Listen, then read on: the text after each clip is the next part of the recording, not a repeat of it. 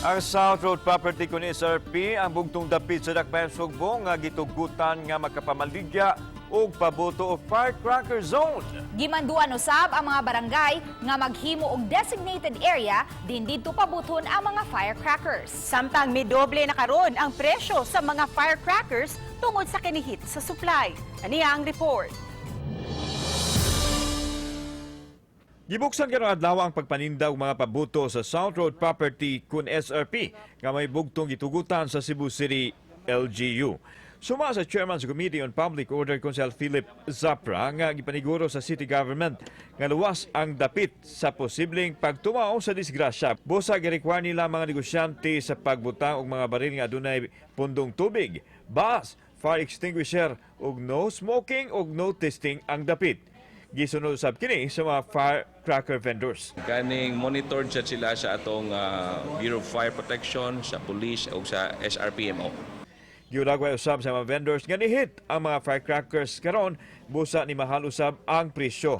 Katunga sa presyo ang gimahal sama sa kwitis nga kaniadto 4 pesos lang apan karon 8 pesos na ang buok. Mas mahal usab ang presyo sa Judas Belt nga nagikan sa 300 pesos ngadto na sa mukapin 6,000 pesos depende sa gidakon. Tungod sa kanihit sa supply, hayan dili na maabtan og bagong tuig kuno ang ilang mga baligya. Higit kaayo plus mahal pag yun kaayo. Oo. Mahal maka-expect pud mahal.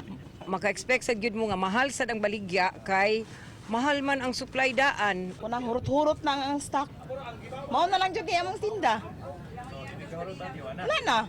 Mapalit mi daan kay mamahal man guni siya god labi naghapit na ang kuan kanang bagong tuig. May pahimangno usab si Consel Philip Zapra nga dili mamaligya og firecracker sa bisan asang dapit sa syudad. Gawas lang sa SRP. Giklaro usab ni Zapra ang mga barangay nga kinahanglan mubutang og mga dapit diin makapabuto ang mga tao. Naagi na, gimanduan na sa itong ordinansa ang atong mga matag barangay nga mag-designate yun o mga firecracker zone. Ato na nang ipaningkamutan nga ang safety, especially simbako sa sunog-sunog, ato yung malikayan.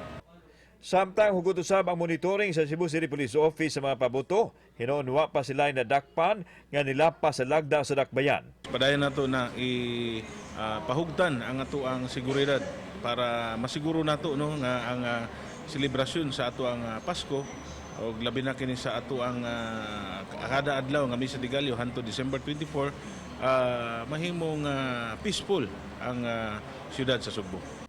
Kauban si Clover Lumayag, ako si Alan Domingo. Balitag, Bisdak.